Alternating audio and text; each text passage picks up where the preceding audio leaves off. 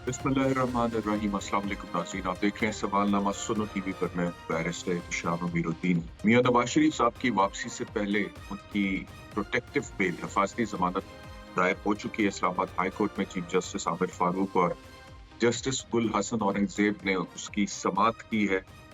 Notice किए हैं जी नैब को, कल उस पर दलाइल दिए जाएंगे।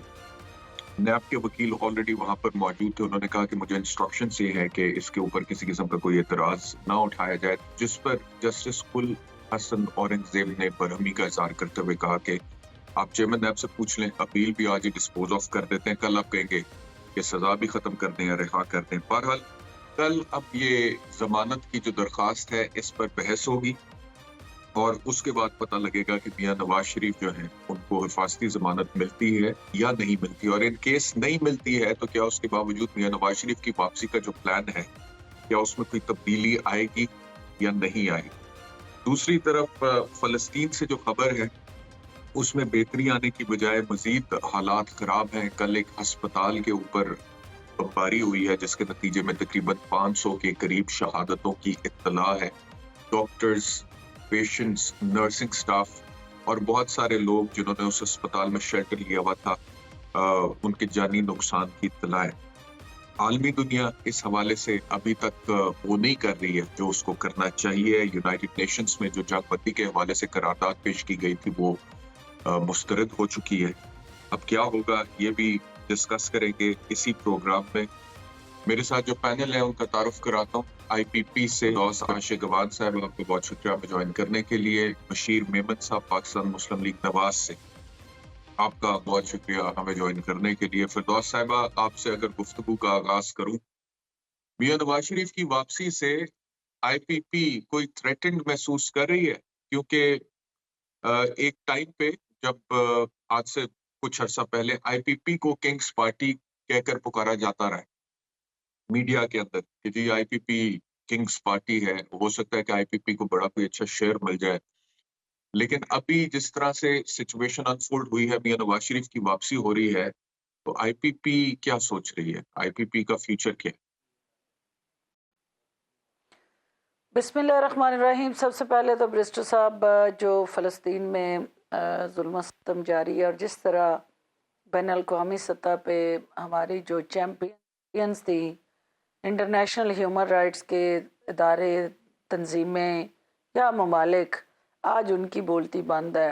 उनको वो मासूम फ़लस्तीनियों का बहता हुआ खून जो है वो किसी जगह भी उनकी बेहिसी को ख़त्म नहीं कर पाया। और जिस तरह का इंतहा पसंद रवैया और जारहियत से भरा मुसलसल जो वार कर रहा है इसराइल, वो अल्टीमेटली इंडिकेट करता है कि दुनिया के अंदर जो इंटरनेशनल बदमाशी का सर्टिफिकेट इसराइल के पास है, उसने हमारे मुसलमान भाइयों के कत्लो गारत की जो दास्तानें रकम करके हमारे लिए एक सवालिया निशान बना दिया है कि हम तमाम मुसलमान ममालिक जो हैं वो क्यों बेहिसी की तस्वीर बने जो है वो इस तरह से उस फ़िरौनियत को, मासूम कलियों को और फूलों को रूंधते देख रहे हैं।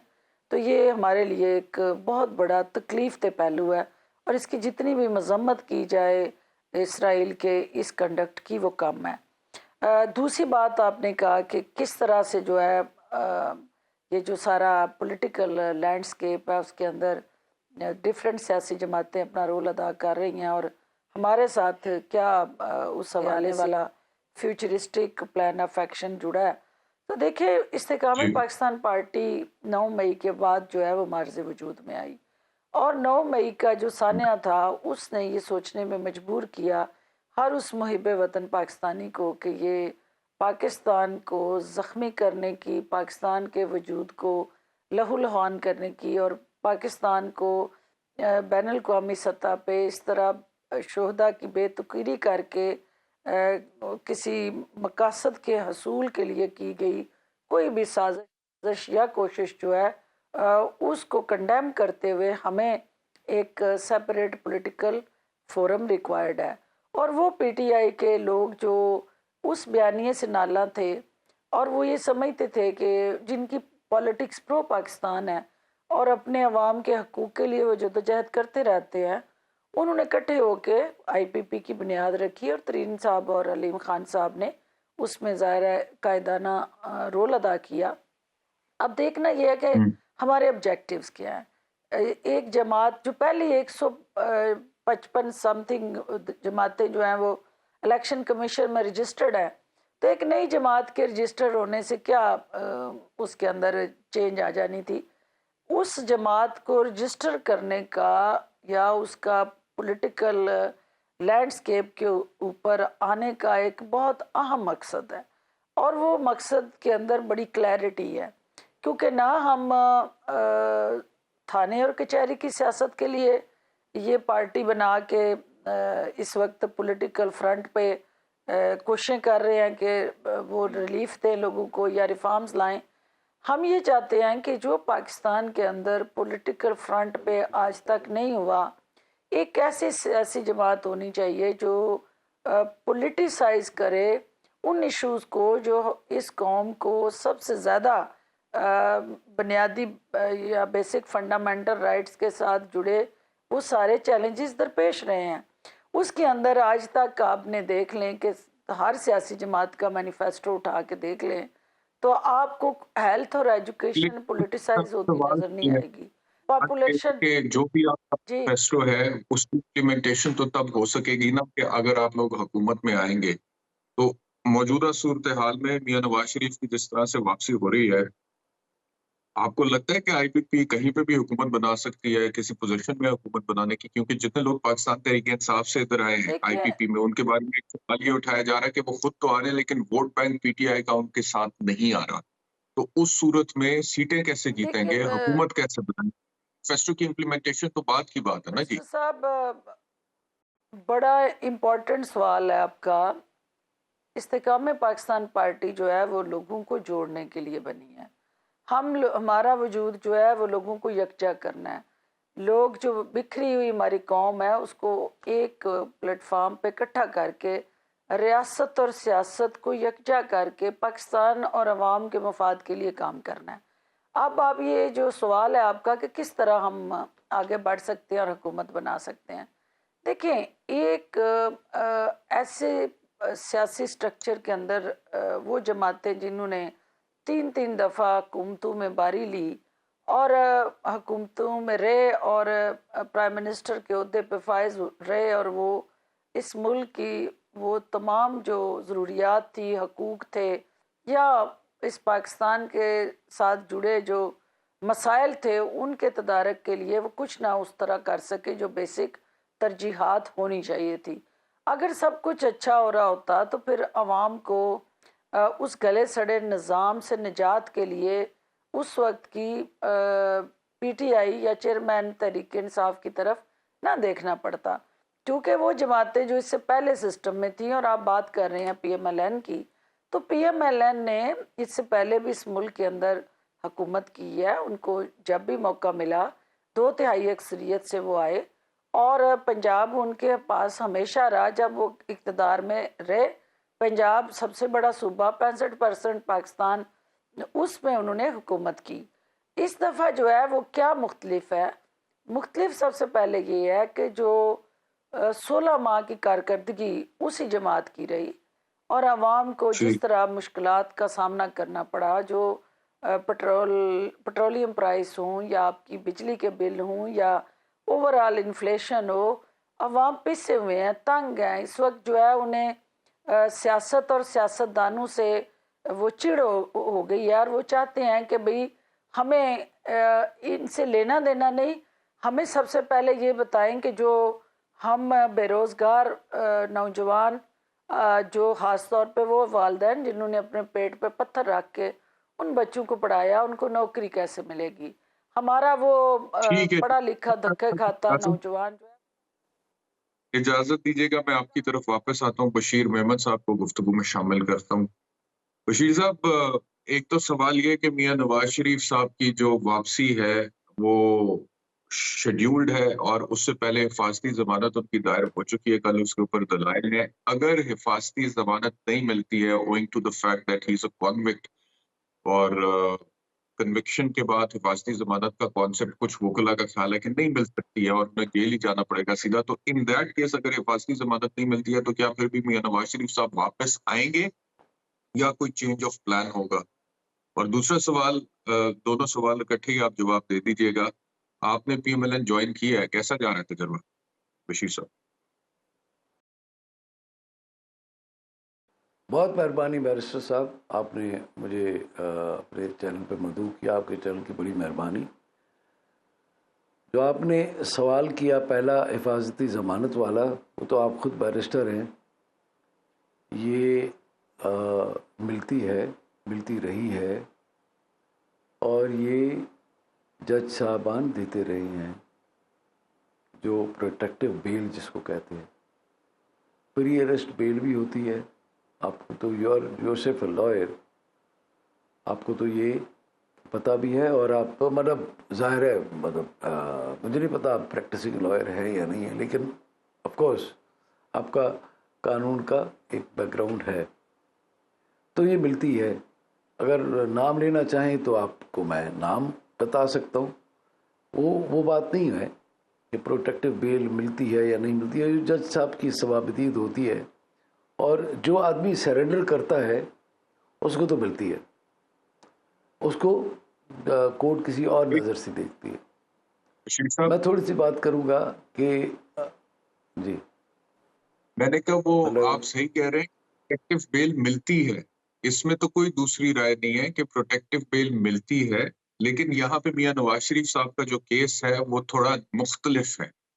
پروٹیکٹیو بیل ملتی ہے کسی بھی ایسے شخص کو جس کے خلاف کوئی کیس ہے اور متعلقہ فورم پر پہنچنے سے پہلے اس کو گرفتاری کا ڈر ہے، لہٰذا وہ حفاظتی ضمانت جدھر بھی ہوتا ہے وہاں پہ حفاظتی ضمانت فائل کرتا ہے اور متعلقہ فورم سے رجوع کر لیتا ہے ان دا مین وائل۔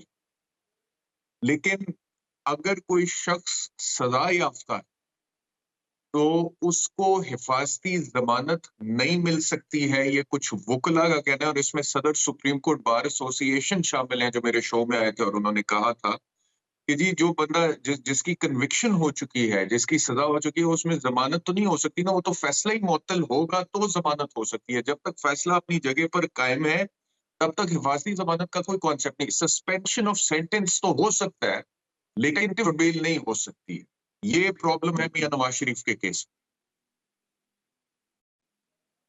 میں آپ کو عرض کروں کہ جج صاحب کے جو فیصلہ ابھی آنا ہے اس کے اوپر کچھ کہنا مناسب نہیں ہوگا، کچھ کہنا کوئی مناسب نہیں ہوگا۔ عدالتی نظیریں ضرور ہمارے جو لیگل ٹیم ہے انہوں نے ضرور کوئی نہ کوئی کیس بنایا ہوگا، جس طرح آپ کو پتہ ہے وہ آئیں گے، پہلی بات۔ دوسری بات یہ ہے کہ ہمارے لیڈر ڈرنے والا نہیں ہے، پہلے بھی کنوکٹ ہو کر کے وہ پاکستان آئے تھے، اپنی بیٹی کو ساتھ لے کر کے سیدھے جیل گئے تھے۔ یہ تو ہسٹری ہے نا، تاریخ ہے نا، وہاں سے ان کو ضمانت ملی تھی۔ اچھا، پھر ہمیں یہ نہیں بھولنا چاہیے کہ جج ارشد ملک نے جنہوں نے ان کو سزا دی تھی ان کی بھی ویڈیو آ چکی ہے۔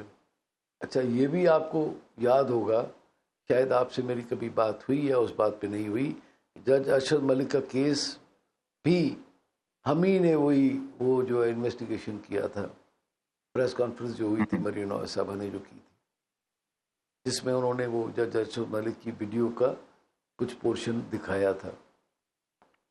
میں صرف آپ سے ایک بات کرتا ہوں کہ یہ تو کورٹ کا فیصلہ ہے، وکلا بالکل ظاہر ہے، for and against there could be two opinions of the lawyers. آپ لائر ہیں، آپ کا کوئی اور اوپینین ہو سکتا ہے، میرا کوئی اور ریسرچ ہو سکتی ہے، میری کوئی اور ہو سکتی ہے، لیکن فیصلہ تو جج صاحب نے کرنا ہے۔ تو یہ میٹر ہے سب جوڈسٹ، پہلی بات۔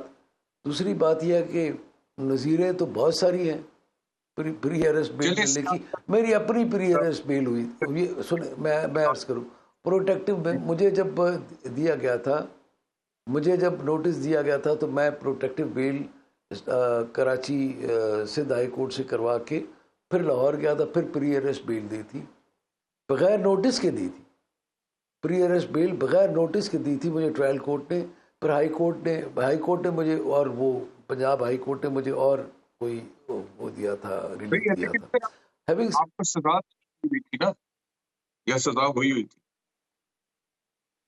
मैं आपको एक अर्ज कर रहा हूँ, देखिए, let's leave it to the decision of the एक केस है जो वो जो अभी एक केस चल रहा है कोर्ट में, हम बैठे हुए उसके ऊपर फैसला हम let's leave it to the court. वो अगला सवाल उसका जवाब जरूर दीजिएगा कि अगर जमानत नहीं मिलती, इन केस नहीं मिलती है, तो क्या फिर भी मियां नवाज शरीफ की वापसी होगी?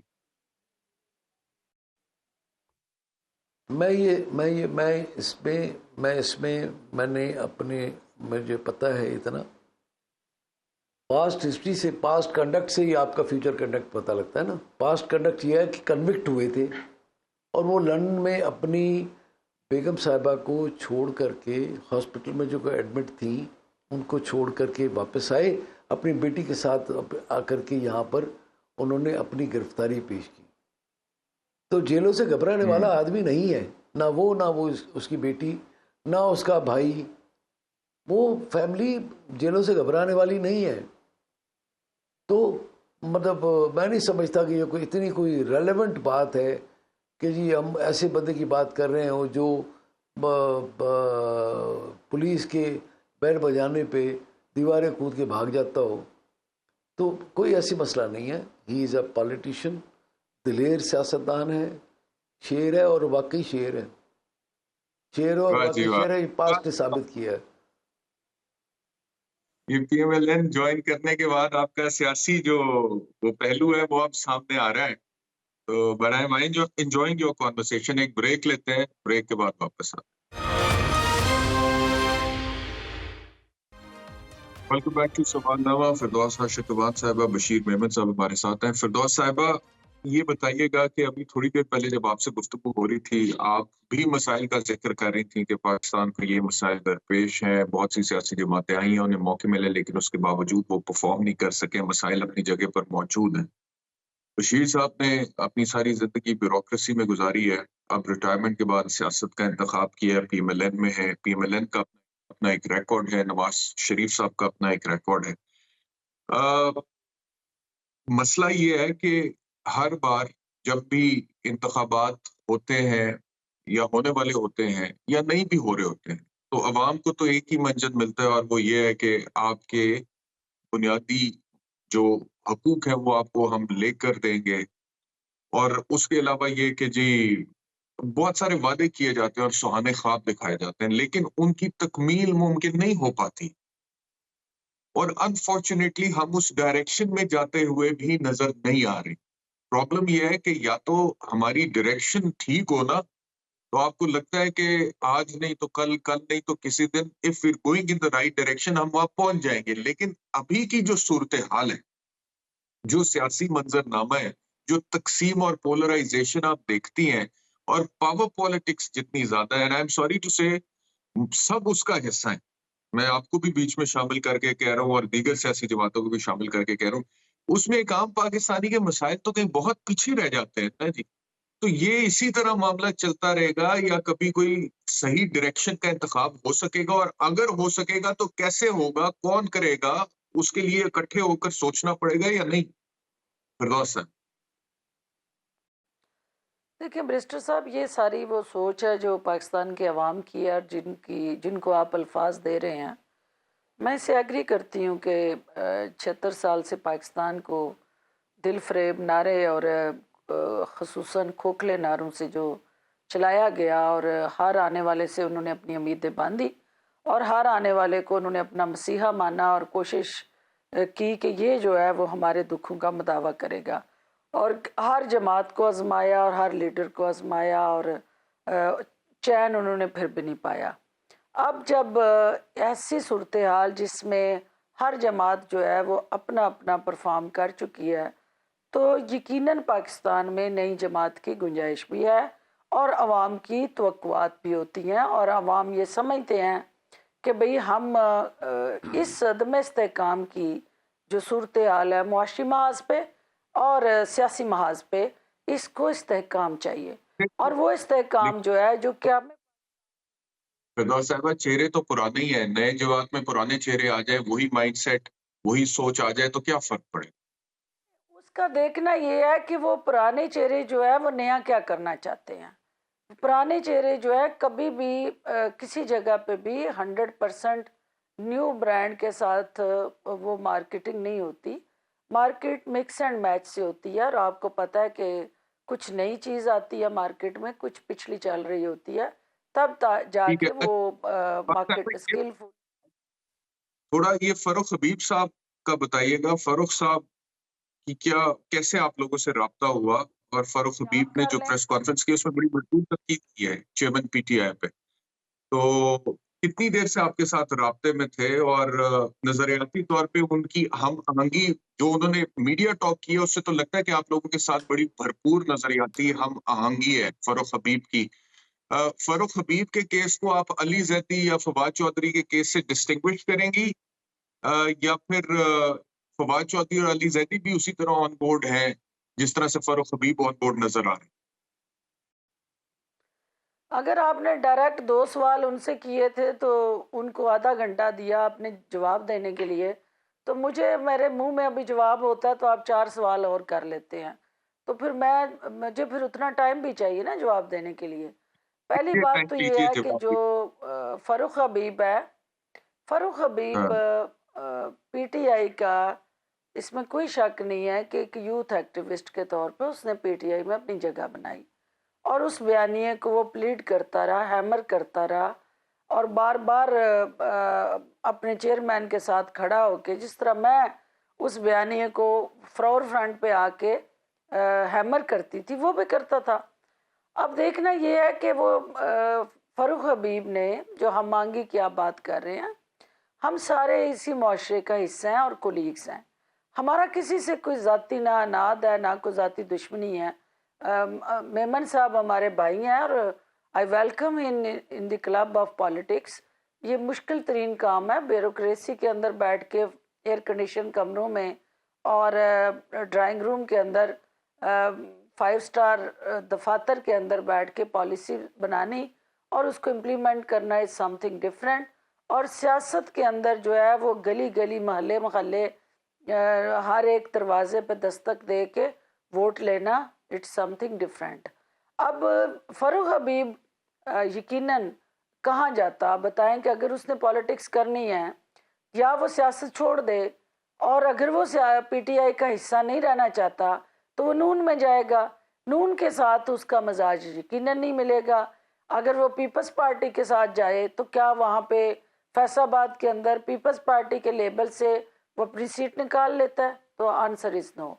नए प्लेटफॉर्म से उसको स्पेस चाहिए और इस्तेकाम पाकिस्तान पार्टी उसको वो सरपरस्ती देने के लिए तैयार है, क्योंकि हमें हमारे वो लोग जो नया पाकिस्तान बनाने की ख्वाहिश लेके इमरान खान साहब के साथ गए थे और इस मुल्क को गले सड़े निज़ाम से निजात दिलाने के लिए उन्हें अपना मसीहा और निजात दहिंदा मानते हुए उनके साथ खड़े हुए थे। अगर इमरान खान साहब ने वो किए हुए वादे नहीं पूरे किए इस कौम के और उनको मायूस किया है और वो अपने उसी मिशन को उसी जज्बे और कमिटमेंट के साथ पूरा करना चाहते हैं और वो समझते हैं कि इस्तेकाम पाकिस्तान पार्टी के अंदर वो अपने उन ख्वाबों की ताबीर ले सकते हैं, तो वी वेलकम दैम। और उसमें बाकी जिन 2 शख्सियात की आपने बात की, अगर अली ज़ैदी या फवाद चौधरी का आपने जिक्र किया, देखिए सियासत जो है वो फोर फ्रंट पे आके करने की एक स्ट्रेटजी है। हर वो शख्स जो सियासत के अंदर होता है वो ये फैसला उसने खुद करना होता है कि मैंने बैक फुट पे रह के सियासत करनी है या मैंने फ्रंट फुट पे आके सियासत करनी है। अगर वो समझते हैं इस वक्त कि हमें कुछ अरसा जो है बैक फुट पे रहना है, तो ये उनकी स्वाबदीद है। हमें ये उम्मीद है कि जो भी पाकिस्तान जिंदाबाद का नारा लगाएगा या पाकिस्तान के अवाम का उस दुख और दर्द के तदारक के लिए मावन और साथी बनना चाहेगा, तो इस्तेकाम पाकिस्तान पार्टी उसको खुले बाजू से वेलकम करेगी और अपने इस मिशन में, इस तहरीक में, इस जहाद में उस हरावल दस्ते का अहम रुकन बनाएगी। और दूसरी चीज़ जो है वो ہم دوسروں سے کیسے مختلف ہیں. دیکھیں یہاں پہ جتنی سیاسی جماعتیں رہیں انہوں نے پلوں پہ انویسٹمنٹ کی, انہوں نے موٹر ویز پہ انویسٹمنٹ کی, انہوں نے میٹرو اور اورنج ٹرینوں پہ انویسٹمنٹ کی. استحکام پاکستان پارٹی وہ پہلی پارٹی ہے جو ڈیجیٹل پاکستان کا نعرہ لگا رہی ہے اور وہ ہیومن ریسورس پہ انویسٹ کرنے جا رہی ہے. ہم یہ کہتے ہیں کہ ہمارا اصل اثاثہ اور کیپٹل جو ہے یہ ہماری یوتھ ہے, یہ ہمارے نوجوان ہیں, ان کے ہاتھ میں وہ سوشل میڈیا ٹولز اور انجنز جو ہیں ان کو امپاور کیا جائے, ان کی کیپیسٹی بلڈنگ کی جائے, ان کو وہ تمام پراپر اورینٹیشن دی جائے اور وہ گھروں میں بیٹھ کے اپنا بوجھ بھی اٹھائیں اور اپنی فیملی کا بھی اٹھائیں. اور خاص طور پہ وہ فیمیل یوتھ جو ہے جو 52% ان یوٹیلائزڈ ہے اور آج تک اس کو اکنامک فرنٹ پہ اس طرح یوٹیلائز نہیں کیا گیا اس فورس کو ہم استحکام پاکستان پارٹی کے پلیٹ فارم سے ہم کہہ رہے ہیں کہ ہم ان کو اسٹرینتھن کریں گے, ہم ان کی توانائیاں جو ہے وہ بہتر پاکستان بنانے میں صرف کریں گے. اور یہ تصادم, یہ انتشار, یہ پولرائزیشن, یہ تقسیم کرنے کی جو سیاست ہے اس سے پاکستان کو نقصان پہنچایا ہے. تو ہم اکٹھا کرنے کی سیاست کریں, اپنے اپنے پلیٹ فارم سے آپ سیاست کریں, آپ اپنی اپنی جماعت کے نظریے کو سپورٹ کریں, لیکن جہاں پاکستان کی بات آئے تو ہمیں پھر سیکھ لینا چاہیے. برسٹر صاحب اسرائیل کے اندر آپ کے لیے آئی اوپنر ہے, اسرائیل کے اندر کہ اس وقت وہ جب حالت جنگ میں آئے تو وہاں یونٹی گورنمنٹ بن گئی, وہاں کی اپوزیشن جو ہے وہ بھی آ کے بیٹھ گئی اس پرائم منسٹر کے ساتھ جس سے انہیں اختلاف تھا. جہاں ملک کے وقار, ملک کے مفاد اور ملک کی سلامتی کی بات آتی ہے تو پھر سیاست پیچھے رکھ کے ریاست جو آپ کی ماں ہے اس کے لیے سب کو اکٹھا ہونا چاہیے. اور اس وقت کسی ایک سیاسی جماعت تنہا اس کے پاس پاکستان کے مسائل کا حل نہیں ہے, سب کو مل کے پاکستان کو ان مشکلات سے نکالنا ہے اور یہی پاکستان کا ایک فیوچرسٹک درخشاں روشن. جی بشیر میمن صاحب یہ فرمائیے گا کہ آپ نے میاں نواز شریف صاحب کے حوالے سے کہا کہ وہ واپس تو آئیں گے. سوال یہ ہے کہ اگر میاں صاحب واپس آ جائیں گے تو اس سے کیا فرق پڑے گا اور کتنا فرق پڑے گا؟ مثال کے طور پہ پی ڈی ایم کی حکومت کی جو 16 مہینے کی کارکردگی ہے جس کو lead P M L N کر رہی تھی کیونکہ پرائم منسٹر شہباز صاحب تھے, اس میں جو معاشی بحران پیدا ہوا ہے تو جو مہنگائی ہوئی ہے اس کی وجہ سے لوگوں میں مقبولیت بہت افیکٹ ہوئی ہے پی ایم ایل این کی. تو میاں نواز شریف کی واپسی سے, اور لوگوں کا یہ ماننا ہے کہ میاں شہباز شریف تمام فیصلے اپنے بڑے بھائی میاں نواز شریف کے مشورے سے کرتے تھے, تو کیا میاں نواز شریف واپس آئیں گے تو ان کو وہ ویلکم ملے گا, وہ ریسیپشن ملے گا جس کے وہ خواہش مند ہیں؟ اور کیا ان کے واپس آنے سے پی ڈی ایم کی دور حکومت کی پرفارمنس جو ہے اس کو آپ کور کر سکیں گے یا جسٹیفائی کر سکیں گے میاں نواز شریف کے واپس آنے سے؟ تھینک یو احتشام صاحب, آپ کے سوال کا میں آپ کو ایک عرض کروں. پاکستان کے جو بھی ڈیولپمنٹ اسکیمز ہیں, جو بھی جی ڈی پی کے فگرز ہیں, اگر پی ایم ایل این کا دور نکال دیں, میاں نواز شریف صاحب کا دور نکال دیں, تو جو ڈیولپمنٹ اسکیمز ہیں, وہ جو ان کی موٹر ویز بنائے ہوئے ہیں, جو انہوں نے کام کیے ہوئے ہیں, ان کو نکال دیں تو پھر باقی بچتا کیا ہے پاکستان میں؟ پہلی بات. دوسری بات, 2017 میں جو جی ڈی پی تھا ہمارا 5.8 تھا. اچھا, اور اس کے بعد آپ کو پتہ ہے یہ تبدیلی سرکار آ گئی اور ہماری بہن جو ہے وہ فردوس عاشق احمد صاحبہ اس وقت اس تبدیلی کا حصہ تھی, اور جو ہے وہ مطلب اس سے پہلے میں نوکری میں تھا بی بی, میری بہن, میں اس پارٹی کا حصہ نہیں تھا. آپ ساتھ تھے نا, میری بہن, میں آپ نوکری کے اندر اس کا حصہ نوکری میں تھا. اچھا, میں آپ کو وہ نہیں کیا, چلے اب آپ عوامی نوکری میں آئے ہیں, دونوں نوکریوں کا فرق آپ کو سمجھ آ جائے گا جلد.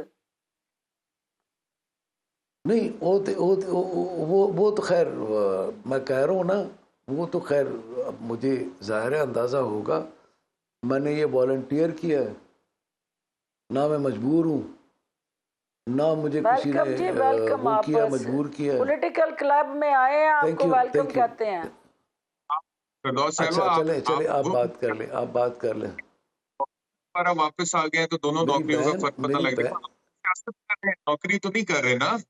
میں کہہ رہا ہوں نہیں، میں عرض کروں، میں نے والنٹیئر جی کیا ہے، سوچ سمجھ کے والنٹیئر کیا ہے، دیکھ بھال کے والنٹیئر کیا ہے، اور مسلم لیگ نون میں شمولیت اختیار کی ہے. اور ہماری بہن پہلی 3 مرتبہ یہ غلطی کر چکی ہیں. پہلے کیو لیگ میں تھیں، پھر اس کے بعد پیپلز پارٹی میں آئیں، اس کے بعد پی ٹی آئی میں آ گئی. میری تو پہلی غلطی ہے، اگر ہے تو چھڈ دیو، مینوں کر لینا دو. میری بہن کیو لیگ میں بھی تھی اور نہیں تو آپ منسٹر کو تھی، کس نے کہا کہ آپ پیپلز نے پارٹی میں غلطی بھی کی تھی. ہے؟ آپ کو تڑکا کس چیز کا لگا میں میمن صاحب؟ میں تو آپ کو ویلکم کر رہی ہوں. میری لگتا ہے بہن آپ اپنی جو ہے وہ آپ کی ذاتیات پہ آنا چاہتے ہیں، تو پھر ذاتیات پہ شروع ہو جاتے ہیں. میری بہن نہیں، اگر ذاتیات پہ آنا ہے میری تو بات تو ذاتیات پہ شروع ہو جاتے ہیں. اچھا ابھی آپ نے فرمایا کہ میری بات تو مریم سن کی لیں. وہ ویڈیو دکھائی جو جج کی، میں اس وقت اس میں انویسٹیگیشن میں تھا، تو میں تو ذاتیات پہ جا کے یہ نہیں کہوں گی کہ پھر اسی کا ریوارڈ آپ کو ملا کہ آپ اس کے بدلے میں سندھ کے صدر بن گئے ہیں، کوارڈینیٹر بن گئے ہیں، جو آپ اس وقت ابلائج کر رہے تھے نوکری میں رہتے ہوئے، تنخواہ پبلک کی لے رہے تھے، اور ابلائج آپ کسی فیملی کو کر رہے تھے. بالکل ٹھیک ہے، تو میں نے تو نہیں ذاتیات پہ کوئی بالکل ایسا ٹھیک ہے. اٹیک کیا نا کہ آپ کاف میں جائیں، پیپلز پارٹی میں جائیں. آپ کدھر چل پڑے؟ اپنا جواب دیں نا جو پوچھ رہا ہے آپ سے. میں بیرسٹر صاحب، میں آپ سے جو ریکویسٹ کر رہا تھا، میں کہہ رہا ہوں کہ میری بہن، میں پھر سے اگر ریپیٹ کر دیں جو میں نے کہا، میں تو اپنی بہن کو اپریشیٹ کر رہا ہوں کہ پبلک کی بہتری کے لیے یہ جو ہے وہ تلاش کرتی رہی ہیں، اور اب ان کو وہ منزل مل گئی ہے. میں نے یہ منزل دیکھ مل بھال گئی ہے، کے آپ کو بھی ڈیسائیڈ مل کی گئی ہے. ہے انشاءاللہ. انشاءاللہ وہ میرے اللہ کا کرم ہے، اس لیے کہ ان کا ٹریک ریکارڈ ٹھیک ہے، ان کا ٹریک ریکارڈ ٹھیک ہے. اچھا، پہلی بات. دوسری بات یہ ہے کہ جو میاں نواز شریف صاحب کی جو پہلے کی جو پالیسیز تھیں، جو 2017 کے بعد ڈیریل ہوئی، پی ڈی ایم کی حکومت جب آئی تھی، اس وقت جو ہماری آئی ایم ایف کے ساتھ ڈیل ہو چکی تھی، اور جو ex prime minister Imran Khan Niazi صاحب وہ جاتے جاتے خراب کر گئے تھے اس کو، جس کی وجہ سے ہماری تکلیف بہت زیادہ ہوئی. کیونکہ میں سمجھوں ٹھیک ہے، اگر وہ یہ غلطیاں نہ کرتا. وقت بالکل ختم ہو گیا. معذرت کے ساتھ آپ کا بہت بہت شکریہ. بریک لینی، بریک کے بعد واپس آئیں گے تو مسئلہ فلسطین پر بات کریں گے آفٹر دا بریک.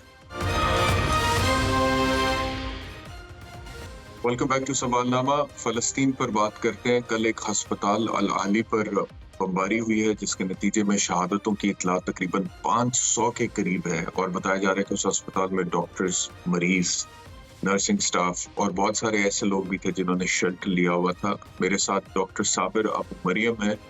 شکریہ ڈاکٹر صاحب ہمیں جوائن کرنے کے لیے. کیا تازہ ترین اطلاعات ہیں فلسطین سے، غزہ سے؟ بسم اللہ الرحمن الرحیم. دیکھیے، جو اس وقت جو حادثہ کل رات سیم اسی وقت ہوا ہے جس وقت ہم بات کر رہے ہیں، 24 گھنٹے بیت چکے ہیں، اور ایک ایسے ہاسپٹل کے اوپر جہاں پر زخمیوں کو علاج کیا جا رہا تھا، وہاں پر آلریڈی بے گھر لوگ جن کے گھر تباہ تھے، جو بمباری میں نقصان اٹھا چکے تھے، وہ وہاں پر پناہ لیے ہوئے تھے، وہاں پر ذہن میں موجود تھے. قاسم سعودی حکومت نے اس کو بمباری سے مسمار کیا ہے، وہاں پر ایک بہت بڑا حملہ کیا، اور جہاں پر 2000 کے قریب افراد بیک وقت وہاں پہ لقمہ اجل بن گئے. اس وقت جو کل تعداد ہے جو منسٹری آف ہیلتھ نے اس وقت جاری کی ہے ہماری فلسطین سے، کوئی 6000 کے لگ بھگ فلسطینی شہداء ہیں جو آج 12 دن تک وہاں پر شہید ہو چکے ہیں. اور وہاں پر بالکل آپ جیسا سن بھی رہے ہوں گے، پانی کی ناکہ بندی ہے، خوراک کی ناکہ بندی ہے، ہر قسم کی وہاں پر ایک اس کو محصور کیا ہوا ہے. اور یہ وہ علاقہ ہے، آپ کے ناظرین کو بتائیں کہ 2007 سے یہ علاقہ محصور ہے. गजा का इलाका जिसके एक तरफ समंदर है, एक तरफ जो है वो इजिप्ट है और एक तरफ जो है वो ऑक्युपाइड पैलेस्टाइन है जहां पर इसराइल का कब्जा था। तो ये एक ऐसी टेरिटरी है जो ओपन प्रिजन है, जहां पर 20-22 लाख लोग हैं और उनकी जिंदगियां खतरे में हैं। वो सारे के सारे एक मजबूरी की हालत में जिंदगी गुजारते थे और उन पर ये बर्बरियत की जा रही है और गासिब से उन्हीं रियासत बराह रास्त ये काम करती है। और आप ये देखिए कि सबसे जो एक अजीबोगरीब बात है, जो डबल स्टैंडर्ड्स हैं, जो एक मुनाफिकाना अमल है, वो क्या है कि अमेरिकी हुकूमत जो दुनिया में ह्यूमन राइट्स की एक चैंपियन बनती है, जो ह्यूमन राइट्स को प्रमोट करने का दावा करती है, वो वहां पर अमेरिकी सदर बाइडन आज वहां पर पहुंचे हैं और उन्होंने इजरायली जो ये जो जारियत है, ये जो इकदामात है, जो बर्बरियत है, इसकी सपोर्ट की है। उन्होंने कहा है कि अमेरिका इसराइल के साथ खड़ा है। इससे पहले जो उनके सेक्रेटरी खारजा हैं, उन्होंने वहां दौरा किया और उन्होंने वहां पर कहा कि जब तक अमेरिका है आपका कोई भी हम नुकसान नहीं होने देंगे, आपकी जंग हम लड़ेंगे। तो ये एक अजीबोगरीब सी कैफियत है कि 75 साल से एक तो फलस्तीनी मजलूम अपनी जमीन से महरूम है, अपने घरों से महरूम है, अपने बुनियादी हुकूक से महरूम है और जिंदगी तंग है उन पर। फिर ये आलमी ताकतें, ये इस्तेमारी कुव्वतें, ये वहां पर जाके इसराइल जैसी नाजायज रियासत को इस तरह से उसके साथ उसकी पुश्तबानी करती हैं, उसकी इमदाद करती हैं इंसानियत के कत्ल के लिए। मैं आपको अर्ज करूं कि ये जो फलस्तीन का मसला है, ये यहाँ पर इसराइल एक गासिबाना तरीके से कायम किया गया है। ये फलस्तीन फलस्तीनियों की सरजमीन है और यहाँ पर बाहर से लाकर सहूनी सेटलर्स को आबाद किया गया। 1948 में इनकी जमीन पर कब्जा कर लिया गया। एक मुल्क के अंदर दूसरे मुल्क को जबरदस्ती बना दिया गया, जिसके बाद उसके जुल्म और सितम का सिलसिला जो है वो जारी है। लिहाजा ये इस वक्त बहुत बड़ी बर्बरियत है, सफाकियत है। ये उन तमाम आलमी इदारों पर, उन तमाम आलमी तंजीमों पर जो इंसानी हकूक की बात करती हैं, जो इंसानियत की बात करती हैं, उनके ऊपर सवालिया निशान है। उनकी कारकर्दगी पर एक तमाचा है कि एक चंद घंटों में, एक चंद लम्हों में 2000 लोगों को कत्ल कर दिया गया और दुनिया खामोश है। दुनिया को कोई तकलीफ नहीं हुई, दुनिया के अंदर कोई मसला नहीं हुआ, क्योंकि ये फलस्तीनी है। क्या फलस्तीनी होना जुर्म है? क्या अगर फलस्तीन बहुत शुक्रिया हमें ज्वाइन करने के लिए, अपडेट्स देने के लिए। प्रोग्राम का वक्त खत्म हो गया, आपका शुक्रिया। इंशाल्लाह दोबारा मुलाकात होगी। अपना ख्याल रखिए।